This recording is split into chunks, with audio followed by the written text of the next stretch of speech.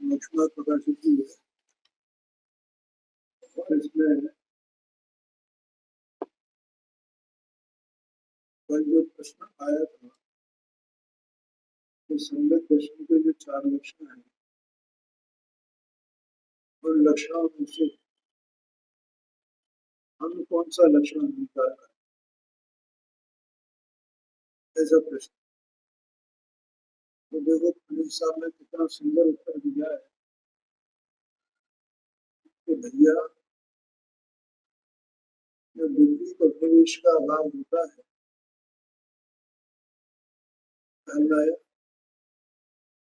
बहुत महत्वपूर्ण बात है। ये बात मैं समझता हूँ कहीं मिलना मुश्किल है। कौन सी बात है? विपरीत अभिप्राय, विपरीत अभिप्राय, विपरीत अभिप्राय का अभाव होगा। देखो मैंने पहले कहा है कि हमारे जो रागद्वेष के भाव है, क्रोधमान माया के भाव है, आज से रति रति शोक भय जुगुप्सा इत्यादि कसायों के दो कसायों के भाव है, ये तो अपन को अलग जानते हैं। अपने जो भाव है ये अपने को भी जानने में आते हैं, पुण्य पाप के भी भाव और अपने भाव दूसरों को भी जानते हैं और दूसरों के भी भाव अपने जानने में आते हैं। लेकिन ये जो विपरीत अभिनिवेश का भाव है ये खुद को ही जानने में नहीं आता और दूसरों को भी जानते।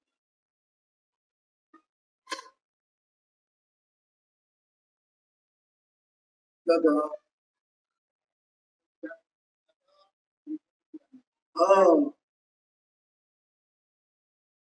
ये खुद को कैसे जानने में नहीं आता? तो ये देखो जो द्रव्यलिंगी होता है 11 नौकरी का पार्टी, उसे जानने में आता है।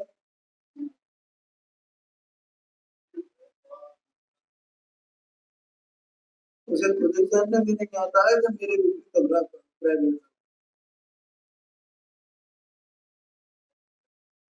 और दूसरे भी नहीं जान पाते हैं किसकी विपरीत अभिप्राय है।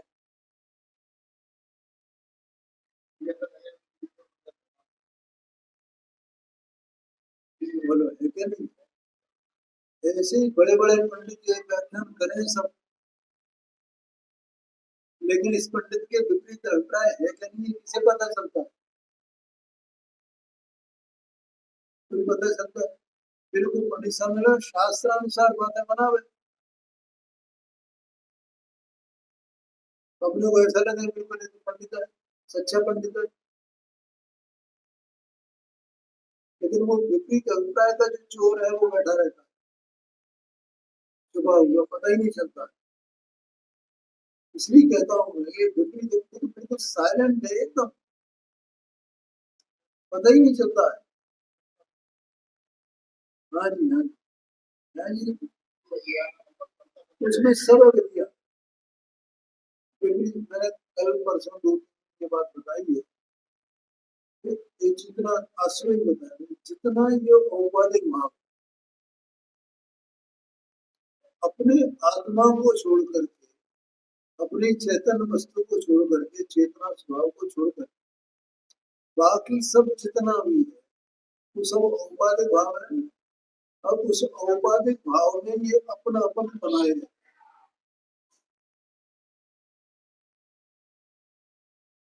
तो ये विपरीत अभिनिवेश हो गया कि नहीं हो गया, वो नहीं छूटता है। ऐसा अंदर का अभिप्राय कि एक है,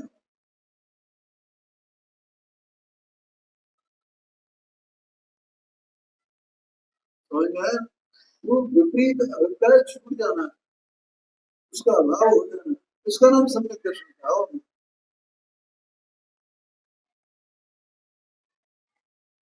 बोलो भैया, कोई प्रश्न पूछो। बहुत गंभीर बात है, बहुत गंभीर मामला है। ये तो समझे थे, मैं तो सम्यक दृष्टि हूँ ना, मैं तो सम्यक दृष्टि हूँ ना, मैं तो आत्मा की बात करता हूँ ना, मैं तो आत्मा को जानता हूँ ना।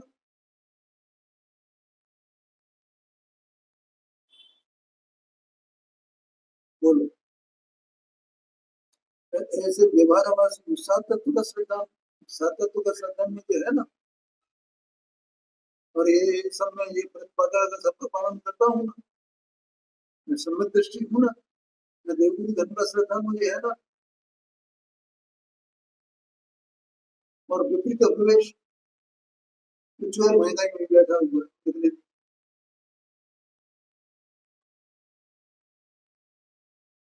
नहीं समझ रहे। तो जो किताबें रचते हैं उसमें, हाँ हाँ, उनकी तो बात कहाँ है। तो ये विपरीत अभिनिवेश का जब अभाव होता है तब की बात है। तब क्या होता है कि वे चारों लक्षण युगपत पाए जाते हैं। ठीक है, और उसी के फिर वे चारों लक्षण युगपत मानो उस अभिप्राय में ये चारों लक्षण है, क्योंकि अभिप्राय सम्यक हो गया। ठीक है, तो सम्यक होने से उसके ज्ञान में स्वतः प्रकाशकपना प्रकट हो। अभी वो कि विजय भाई की कोई लड़की आई थी ना कल परसों, उधर उसने कुछ पूछा है। हाँ, वो तो बाद में वही प्रश्न किया था, तो मैंने तो कल आना, तो कल भी नहीं मैं याद नहीं है। और उसका प्रश्न बहुत महत्वपूर्ण था, और वो प्रश्न करती तो यहाँ बहुत लोगों को लाभ मिलता। उसका प्रश्न जहाँ तक मैंने उसने लाइन में जो बोली थी तो मैंने सुनी थी, तो मेरे समझ में ये आया कि वो ये पूछ रही थी कि सम्यक दर्शन होने पर हमको पता चलेगा कि नहीं चलेगा, ऐसा पूछ रही शायद। तो मैंने कह दिया, मैंने करा वो तुम यहाँ कल आओगी क्या? हाँ, उम्मीद के उत्तर के हाँ हाँ यहाँ हूँ मैं, तब तक आती तो दो दिन से आई।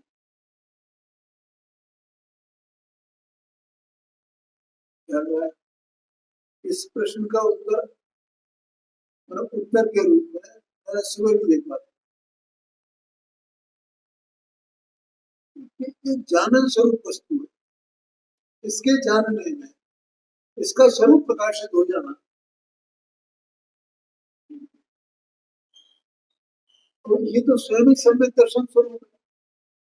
तो यही तो पता चल जाना है, और पता क्या चलेगा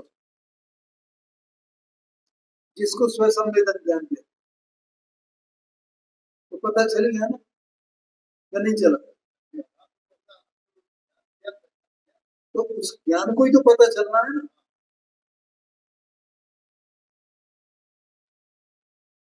और इसी का नाम तो सम्यक दर्शन, और क्या है,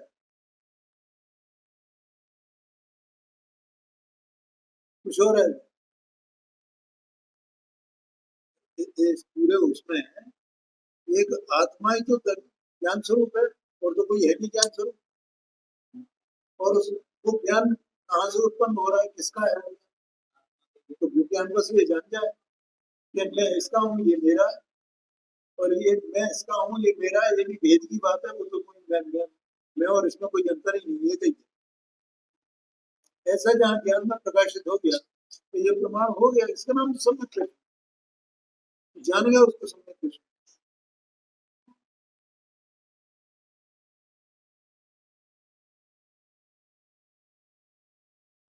आया कि नहीं आया इसमें? इसमें पिंड में एक जो चेतन चेतन चेतन जिसका स्वभाव है, तो उसका चैतन्य रूप ही परिणमन होगा ना। तो चैतन्य रूप जो परिणमन है उसके प्रकाश में अपना चैतन्य स्वभाव प्रकाशित हो गया, तो उसने उस प्रकाश ने ये जान लिया ना कि मैं ये हूं, ये मेरा है, मैं इसका हूं, और ये भी भेद है, मैं तो यही है। अब ये सब उसमें प्रकाशित हो रहा है ना, और बाकी मैं नहीं हूं ना, ये भी प्रकाशित हो गया ना। और उसमें मिथ्या दर्शन और सम्यक दर्शन दोनों ही प्रकाशित हो गए ना, कि मिथ्या दर्शन किसका नाम था और सम्यक दर्शन किसका नाम है। तो इसका मतलब वो विपरीत मिथ्या दर्शन मान विपरीत अभिनिवेश, तो वो विपरीत अभिनिवेश भी उसे जानने में आ गया ना, और सच्चा अभिप्राय भी उसे जानने में आ गया ना। और अज्ञान दशा में विपरीत अभिनिवेश का पता ही नहीं चलता है कि क्या है विपरीत अभिनिवेश।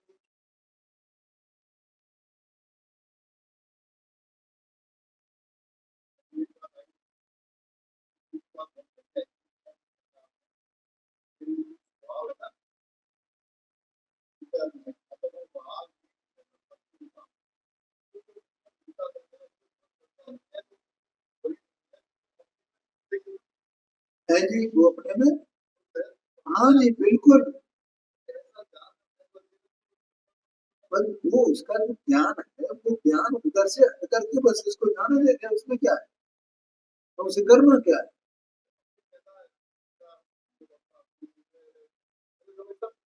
बिल्कुल। देखो, तो चारों लक्षण, अब क्या, जब ये सम्यक दर्शन हो गया तो उसके बाद नियम से वे चारों लक्षण होंगे। तो सम्यक दर्शन हुआ तो सात तत्व का श्रद्धान हुआ क्या, आपापर का श्रद्धान हुआ क्या, नहीं हुआ, आत्मा का श्रद्धान हुआ क्या, नहीं हुआ, देव गुरु धर्म की महिमा आई क्या नहीं आई।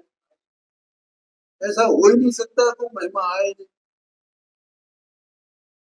अपने आप ही। तथा, तो ये तो हुआ अभिप्राय की बात, और अभिप्राय में ये चारों बातें सम्यक अभिप्राय होने से ये चारों बातें वहां घटित तो होती हैं। तथा विचार अपेक्षा मुख्य रूप से तत्वार्थों का विचार करता है। मुख्य रूप से मतलब तत्व जो है ना, मैं कौन हूँ और मैं कौन नहीं, पहली बात। तो उसमें जीव और अजीव तत्व का विचार होता है। ठीक है, मेरी अवस्था में ये रावण, ये दुखमय भाव, ये मेरे स्वभाव को, स्वभाव का घात करने वाला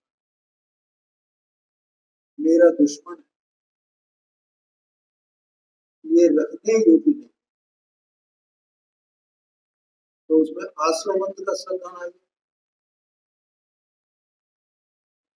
और ये जो मुझे परम शांति मिली है उसका अंश मुझे प्रकट हुआ है, उज्ज्वलता का, पवित्रता का, आनंद का, शांति का, ज्ञान का, ये मेरा निरंतर बढ़े, बढ़ता रहे। कब तक बढ़ता रहे, जब तक ये राग दुश्मन बिल्कुल हट नहीं जाए, नेस्त नाबूद नहीं, तब तक। तो उसमें संबंध निर्जरा मोक्ष का सिद्धांत आ गया, तो विचार करता है तो इस प्रकार से करता है, और उसमें स्वगर्भित हो जाता है, तत्वार्थों का विचार करता है, या आपापर का भेद विज्ञान करता है। करना है तो देखो क्या है।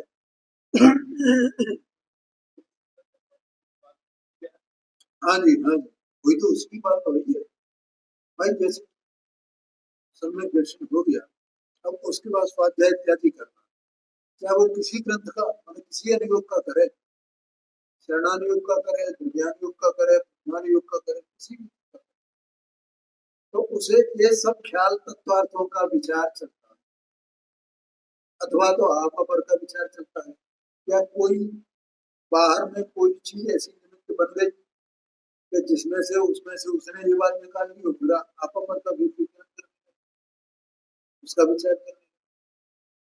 भाई चाहे तो शास्त्र का स्वाध्याय निमित्त बने, चाहे कोई बाहर में घटना ऐसी घटे, दिन भर घटनाएं घट रही है ना बाहर में, परिवार में, परिवार के बाहर इधर उधर भी कुछ भी है, और इस जीव का उपयोग उसमें सब में लगता ही है, तो वहां उस प्रकार का भेद विज्ञान का विचार करता है। तो आपापर का भेद विज्ञान, या तीसरा आत्म स्वरूप ही का स्मरण कर, अपने चेतना स्वभाव का एक प्रकार एक रूप है। मैं तो अजर अमर अविनाशी तत्व हूँ, मेरा तो मरण वरण होता नहीं, ये तो छूटने वाली है, छूटेगी तो छूट जाए, मुझे क्या परवाह है। इस तरह तो वो आत्म स्वरूप का विचार करता या विचार अपेक्षा से देवादि का स्वरूप विचार का, तो चारों बातें आ गई ना। तो विचार अपेक्षा से कभी किसी का, कभी किसी का, कभी किसी का, ऐसा वो अलग अलग विचार करे, वो तो विचार अपेक्षा से हुआ। लेकिन अभिप्राय में जब विपरीत अभिनिवेश का अभाव हुआ तो वो चारों लक्षण भी पाए जाते हैं युगपत एक साथ, लेकिन विचार में क्रम पड़ता है। ये बताना, बोलो समझ में आया कि नहीं आया? हाँ जी, हाँ। वो तो दृष्टि हो गई है, उसमें लक्ष्य रहे न रहे, लक्ष्य कहीं ऊपर है, उसकी कोई बात नहीं, उसकी कोई बात नहीं। यहाँ तो ये बता रहे हैं कि विपरीत अभिनिवेश का अभाव हुआ तो उसमें चारों लक्षण एक साथ मौजूद है, लेकिन विचार अपेक्षा से कभी कोई विचार, कभी कोई विचार, कभी कोई विचार, ये विचार अपेक्षा बात है। लेकिन अभिप्राय में सम्यक बना हुआ तो चारों लक्षण उसमें गर्भित है, क्योंकि अगर चारों लक्षण गर्भित नहीं हो तो ये चार बातें विचार अपेक्षा से कैसे चले। आगे समझ में क्यों ये? हाँ जी। इस प्रकार ज्ञान में तो नाना प्रकार विचार होते, परंतु श्रद्धा में सर्वत्र परस्पर सापेक्षपना पाया जाता है। जैसा ऊपर बताया था कि आप पर कर रहे तो वहाँ सात तत्व के सिद्धांत का भी सापेक्षपना है, अथवा तो देवगुरु धर्म के स्वरूप का विचार करें तो वहां भी सात तत्वों के सापेक्षपने का सापेक्षपना पाया जाता है। इस तरह से ये जो ऊपर अपन पढ़ा था ना, ये सापेक्षपना इस प्रकार, उसमें क्या क्या क्या क्या प्रयोजन, किस प्रयोजन से चार अलग अलग कही है, ऐसा कहा ना। तो सात तत्व के सिद्धांत का क्या प्रयोजन है,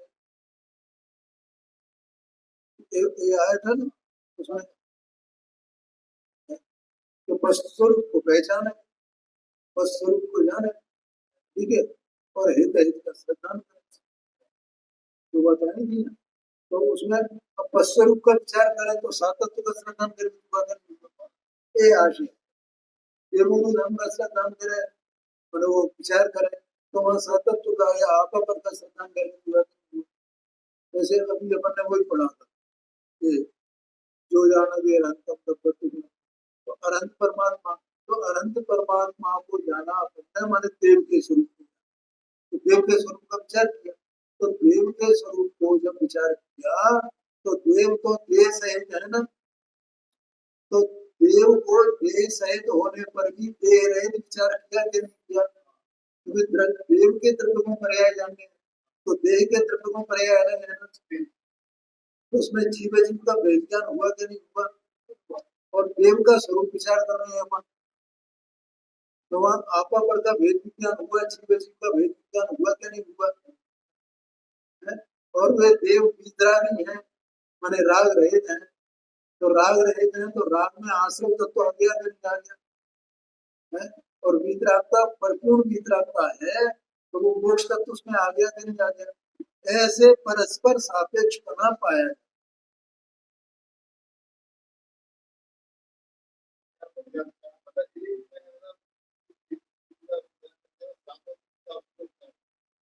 एक बात है, क्या कुछ समझ में आ रहा है, थोड़ा बात कठिन है। क्या करें, मैं पूरा प्रयत्न करता हूँ बताने का। हाँ, ऐसे वो सापेक्ष बना पाया जाता। अब देव का विचार कर रहे हो और उसमें आप अपर का श्रद्धा गर्भित हो गया है, वितरागता का विचार कर रहे हैं उसमें संबर ने तरफ मोक्ष तत्व का श्रद्धा गर्भित है। इस तरह वो सर्वत्र सापेक्ष बना पाए, ऐसा कहते हैं। आगे कहते हैं तत्व विचार करता है, देखो लिखा ना, तो भेद विज्ञान आदि के अभिप्राय सहित करता है। तत्व विचार का के लिए करेगा वो भेद विज्ञान, रागादिक मेरा भाव नहीं, ये भी भेद विज्ञान है। मेरा मेरा स्वभाव तो चेतन चेतनता है ना। देखो मैंने एक बार बताया कि जब हम आश्रम तत्व का विचार करते हैं तो आश्रम तत्व माने रागादिक, और रागादिक से भिन्नता का विचार करना तो भेद ज्ञान का विचार कहलाएगा। ठीक है, तो रागादिक से भिन्नता, तो रागादिक का स्वभाव वहां विचार करना है, और रागादि होते हैं पर्याय में। द्रव्य में तो, वस्तु में तो राग है नहीं ना। ठीक है, तो अब रागादि का जो विचार करना है वो पर्याय में, लेकिन रागादि पर्याय में है तो रागादि ये तेरा है नहीं, तो एक किस आधार पर किया कि तेरा क्यों नहीं है, क्योंकि वो मेरे स्वभाव वाला नहीं है। तो यहाँ राग के स्वभाव का और अपने स्वभाव का भेद विज्ञान करना है।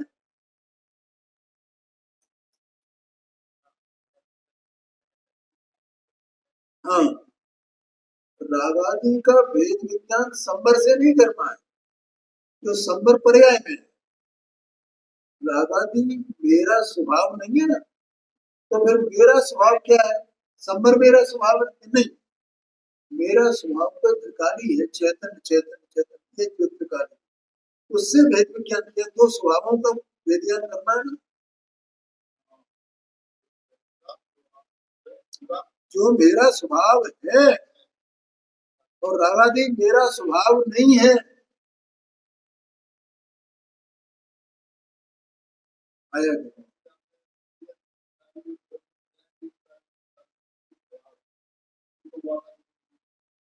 सुबह, हाँ, मैंने वो उसी जिसमें वो ये बात आई थी, जिसमें गुण और पर्यायों का कोई भेद नहीं है, ऐसा अभेद, मुझे भेद नहीं देखना है ना। ये तो पहले भी था और अब भी और आगे भी रहने वाला है। वो उसमें अन्वय में ही सब गर्भित है ना, तो मुझे तो अन्वय को ही देखना है, तो वही तो त्रिकाली है, तो वहां भेद का विचार नहीं करना है। और लेकिन वस्तु तो स्वरूप ही है ना, वही तो त्रिकाली हो। द्रव्यपना, गुणपना, पर्यायपना, ये तीनों एक साथ त्रिकाल है कि नहीं उसमें वस्तु, ये मैंने कहा।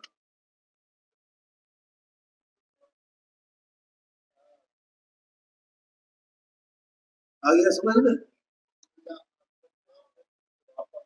हाँ, जैसे देह से भेद विज्ञान, देखो दो प्रकार का भेद विज्ञान, सात तत्व है ना। तो जब हम जीव जीव का विचार करेंगे तो दो सत्ताओं का विचार करेंगे। क्या नवीन भाई क्या करेंगे, जीव जीव का भेद विज्ञान करेंगे तो दो सत्ताओं का विचार करेंगे। दो दो सत्ताओं के बीच में भेद विज्ञान, एक तो ये देहादि की सत्ता, जड़ अचेतन। अब इसमें जितना जो कुछ भी अचेतन है वो सब डाल दो, कोई तो अजीब है।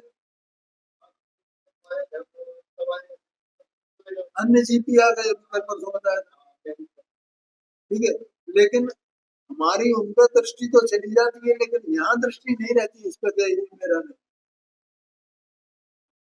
ये बड़ा दोष, ये अभिप्राय का दोष है। ये एक है भैया, ये घर मेरा नहीं है, ये परिवार मेरा नहीं है, ये संपदा मेरी नहीं है, ये तो सब यही छूट छूट जाएगी, ये मैं क्या साथ में लेके जाऊंगा। लेकिन यहाँ यहाँ दृष्टि नहीं आती है कि ये मैं नहीं हूँ, इसके कार्य में नहीं है। तो जीव जीव के भेद विज्ञान के विचार में तो दो सत्ताएं, ठीक है। अब जब दो सत्ताओं की बात आती है तो उसमें उनके द्रव्य गुण पर्याय, तो सत्ता तो गुण पर्याय आता है।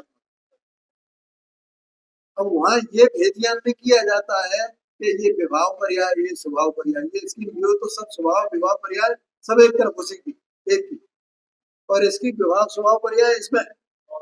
हमें उसका भेद नहीं करना है। ये तो आपा पर के भेद ज्ञान की ये बात है, पहली बात, ठीक है। अब जब अपने में आए, अपनी सत्ता को पकड़ा, तब अपनी सत्ता में अपना स्वभाव क्या और रागादिक का स्वभाव क्या, वहां स्वभाव की बात करते हैं।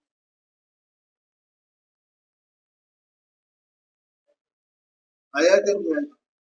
ये नहीं कि साहब ये पर्याय में ये शुद्धि है, तो ये तो मेरी है, और ये राग है, ये शुद्धि है, ये मेरी है, ये बात नहीं। सीधा स्वभाव पे टक्कर मारी जाएगी। मेरा स्वभाव क्या और राग का स्वभाव, एक भेद विज्ञान है। पहले तो सत्ताओं के बीच में भेद विज्ञान, और अब तो स्वभावों में भेद विज्ञान। यहाँ से सात तत्व की बात आती है, बाकी के आश्रवादी की बात आती है।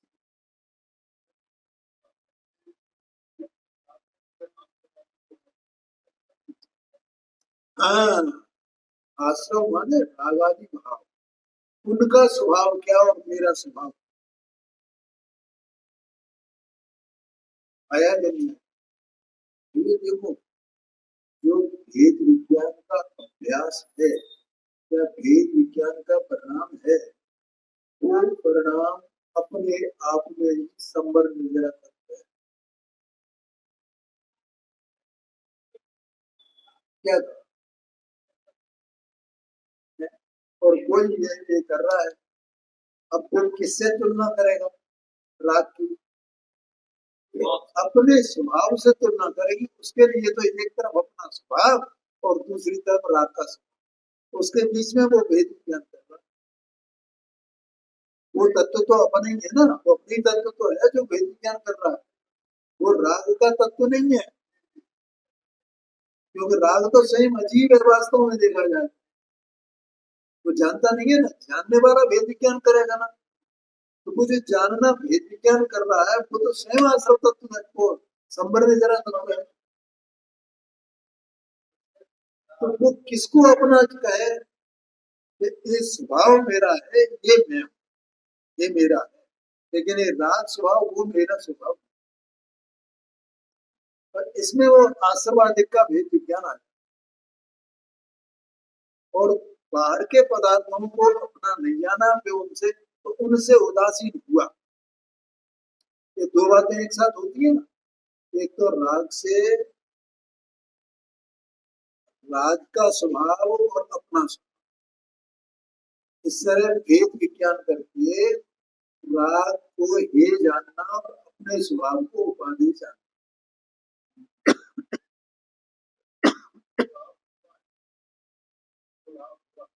हाँ जी।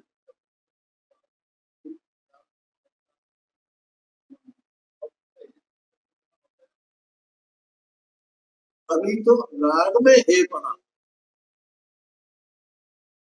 अभी बता रहा हूँ किसमें हे पना और उपाधि पना किसमें, अप, अपने स्वभाव में उपाधि, अपने स्वभाव में उपाधि बना माने वो आश्रय करने योग्य, वो रमने जमने योग्य, वहां ठहरने योग्य है, वहां निवास करने योग्य है। लेकिन राग उसमें रमना जमना योग्य है, उसे अपनाना योग्य है, तो बिल्कुल भी नहीं है। ठीक है, तो ये तो हुआ भेद विज्ञान। अब दूसरी बात यह है कि वो जो राग है वो हुए कैसे नहीं, तो उसके बैठने का उपाय क्या है, ये तो जान लिया उसने, लेकिन बैठने का उपाय क्या है? ठीक है, तो बैठने का उपाय ये है ये जो राग है ना, ये राग किसी पर वस्तु का आश्रय करके होता है। क्या किया? ठीक है ना? तो इसलिए पर वस्तु का त्याग करो तो राग में, उस राग को बैठने का ये उपाय है।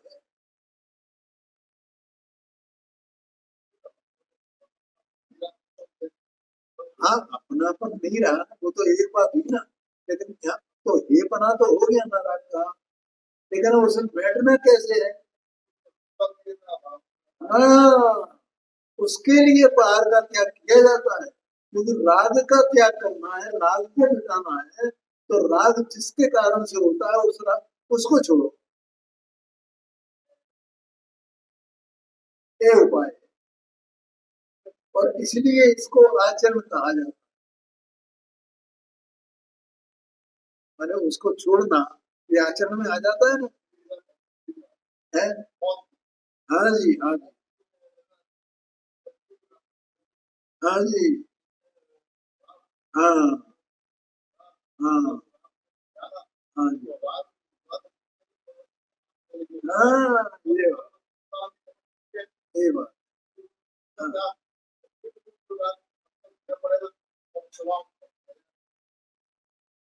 ये बात, हाँ जी, हाँ, बिल्कुल बिल्कुल बिल्कुल। बाहर से कुछ भी कर ले, लेकिन जब तक मैंने इस पर आमादा नहीं होगा ना, तब तक ये कुछ होने वाला नहीं है। अपनी शक्ति, इसलिए ज्ञानी होता है ना, अपनी शक्ति नहीं छुपाता है, जितनी अपनी शक्ति है, जितना किया जा सकता है वो करता है भाई।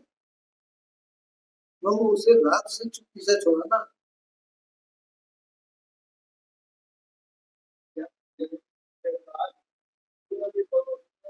हाँ, बिल्कुल बिल्कुल बिल्कुल। हाँ,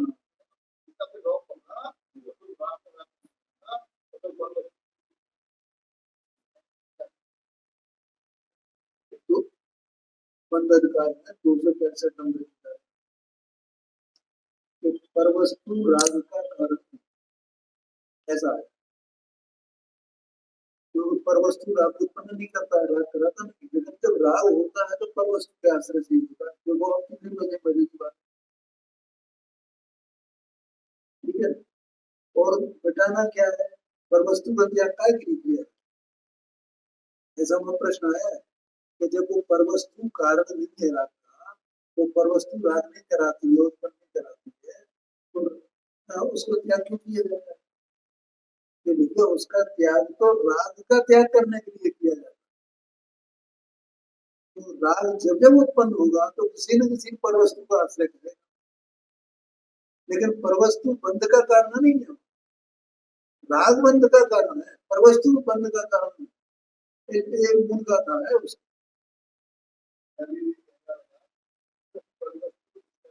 हाँ नहीं, कुछ नहीं, लेकिन राग जो उत्पन्न होता है, और इसलिए कहा जाता है कि पहले उसमें पर द्रव्य के प्रति पर को से बचने जाना ना, तो पर द्रव्य से उदासीन, मैंने उदासीन होने का मतलब उसमें रुचि नहीं रहे, त्याग अलग बात है, और रुचि नहीं होना ये अलग बात है, समझ गए ना? नहीं, वो थोड़ा सा अंतर उसमें पड़ता है ना।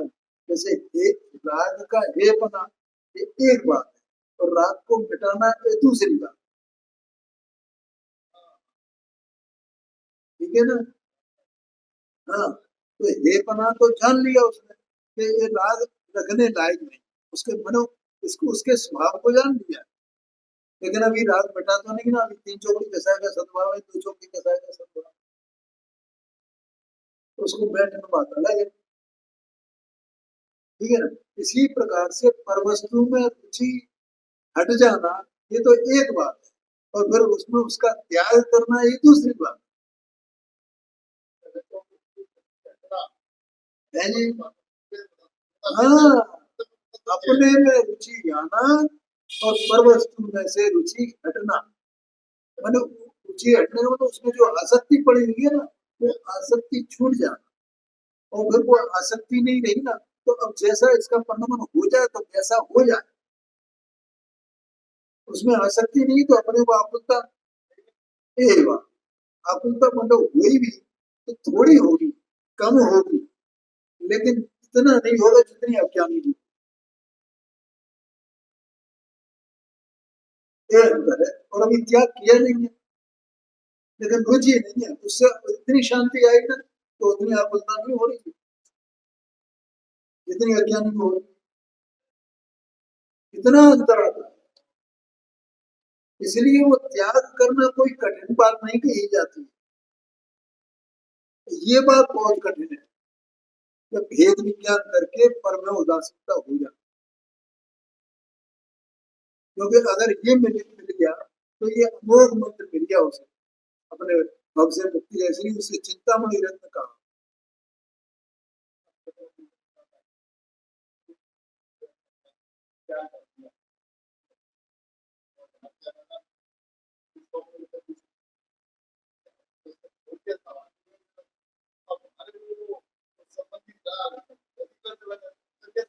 हाँ जी, हाँ जी, हाँ जी, बिल्कुल बिल्कुल बिल्कुल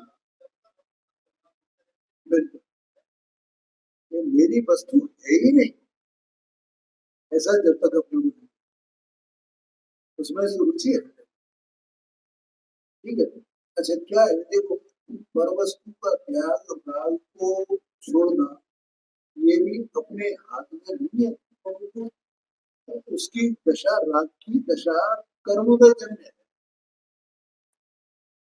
ठीक है। अब वो सब बातें जैसे चक्रवर्ती है, अब 96,000 रानियां, इतना 6 खंड का राज्य, सब कुछ है, और वो राज कर रहा है आराम से, है, और है सम्यक दृष्टि, लेकिन उसकी उसमें किसी में आसक्ति नहीं है, ये एक बात।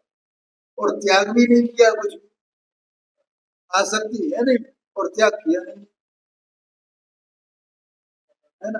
लेकिन उसे त्याग करना कोई कठिन नहीं लगता है, एक क्षण में छोड़ कर को चल दिया, जब वो बैरागी का भाव एकदम उपड़ा तो, कोई घटना घटी तो।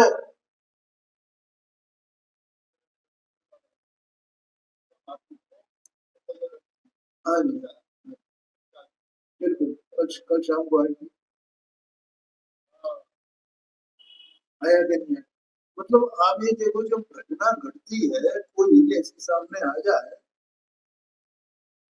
तो एकदम जीव को मतलब एकदम छोड़ के चल देता है, एकदम। इस समझ में एक मतलब मुझे जैसे भामंडल जो था, तो भामंडल का पालन पोषण विद्याधर राजा ने किया था।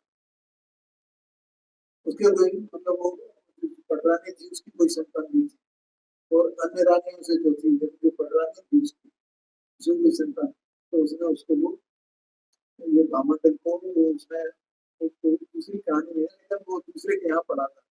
हाँ, सीता का भाई है, और वो पालन पोषण उसका विद्याधर किया। तो वो जो भामंडल है, तो उसने क्या किया, तो सीता जी का चित्र वहां वो नारद ने किसी कारण से लगा दिया, तो वो उस चित्र को देख करके उस सीता जी पर मोहित हो गया। तो वो एक है, उसे पता नहीं था कि ये मेरी बहन है। तो उसने जो है वो चित्र देखा, तो वो तो चित्र करने लगा कि ये लड़की कौन है, मैं इससे अच्छा शादी करूं। तो उसने सब खाना पीना छोड़ दिया, ये स्थिति हो गई एकदम। तो फिर पता लगा कि ये लड़की किसकी है, कहाँ की है, तो पता चला राजा जनक की है ये। तो वो राजा जनक का अपहरण करके बुलाए विद्याधर ने, और उनसे कहा, तो वो जो भी हो, फिर बाद में उसको ये पता चला कि ये तो, हाँ, वो क्या हुआ, उसने जो है कहा कि मैं जाऊंगा, मैं वहां जाऊंगा। अच्छा, तो ये सब जो अपहरण उसका किया जनक का, तो ये सब पता उसे नहीं बताया गया, और उसको पहले जनक को ये तैयार किया गया, मनाया गया कि तुम हमारे लड़की के साथ में अपनी लड़की की शादी करो, तो तो राजा जनक ने कहा भैया मैंने तो अपनी लड़की का संबंध जो है दूसरे से कर दिया, दूसरे को वचन दे दिया। राजा दशरथ को उनका लड़का है ना, उसके लिए मैंने वचन दे दिया है और मैं वचन से कैसे जा सकता हूँ? बताओ, अगर आपके साथ में घटना हो तो क्या आप ऐसा करोगे? मेरा चाहे मरण हो जाए, मैं अपने वचन से वापस नहीं जाऊंगा। तो फिर जब उसे घमंड को ये खबर दी थी इस बात की कि ये चर्चा होगी, तो उसने क्या किया? तो ठीक है, मैं वहां जाता हूँ जनकपुरी, और वो लड़की को मैं किसी भी तरह उसको ब्याह के जाता हूँ। तो जाने लगा तो जब अब विमान से जाना, तो वो पिछले भव में जहाँ सीता का और उसका दोनों का मिलन हुआ था, सीता के जीव का, वो उसे उस जगह से वो निकला, तो नीचे वो नगर दिखाई उसे, क्या नाम था उसका? तो उस नगर को देख करके उसे एकदम जाति स्मरण ज्ञान हो गया, माने पूर्व भाव का ज्ञान। और पूर्व भाव का ज्ञान होने पर उसे ये पता लग गया कि ये तो वो लड़की है, ऐसा किसी भी प्रकार से उसे पता लगा। और जब पता लगा उसे, तो उसने वो सारी कथा वहां सुनाई और कहा कि ये तो मेरी बहन है और अब मैं इसके साथ शादी नहीं कर सकता हूँ, और अपन चलो वो फला महाराज फलानी जगह आए हुए हैं, तो हम उनके दर्शन करने के लिए जाते हैं।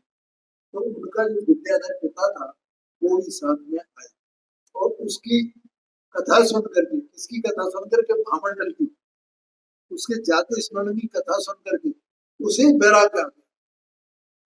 किसको? उसके पिता को। उसके जाति स्मरण ज्ञान की, मतलब उसकी सुन करके, पूर्व भक्ति कथा सुन करके, उतने सुनने से उसे उसका वो बैराग हो गया। हाँ, उससे उसे बैराग हो, कितनी गजब बात। और ऐसे ही जो दशरथ को जो बैराग हुआ था दीक्षा लेती उसने, तो किसी का पूर्व भाव सुन करके, अपने और दूसरों के पूर्व भाव सुनकर को नहीं तो बैराग होगी। मेरी यही दशा, मैं ये चैतन्य वस्तु, मेरी यही दशा होगी, अब तो इस संसार में रहना ही। और वही उन्होंने वो सब कपड़े लत्ते उतार करके दीक्षा, ऐसे उसका जो महामंडल का पिता था उसने भी ऐसी दीक्षा रखी। तो कोई घटना, मैं ये बता रहा हूँ, कोई घटना ऐसी घट जाए तो उससे एकदम डरा गया जाता है, डरा के छोड़ के चल देता है, क्योंकि अपने तो पहले ही नहीं था। वो तत्संबंधी राग टिका हुआ था, वो राग का नाश कैसे हुआ? वैराग्य का भाव बढ़ा ना, उतना वैराग्य की शक्ति उमड़ी, वीर्यान्तराय कर्म का क्षोभम हुआ, आत्मन प्रकट हुआ, तो वो कर्म छिन्न में हुआ, चारित्र मोहनी, और एक वैराग्य लेकर के दीक्षा लेकर के चला, ये होता है। हाँ जी,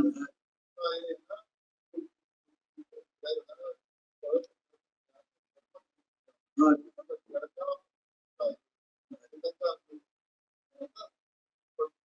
तो यहाँ ये होता है। और भेद विज्ञान करता है तो तत्वोपचार आदि के होता है, करता है, मतलब उसे भेद विज्ञान कर रहा है, भेद विज्ञान में सब दिख रहे हैं तत्व कौन कौन क्या। इसी प्रकार अन्यत्र भी परस्पर सापेक्षपना है, इसलिए सम्यक दृष्टि के श्रद्धान में चारों ही लक्षणों का अन्वय है। बाकी का आगे की चर्चा करूंगा।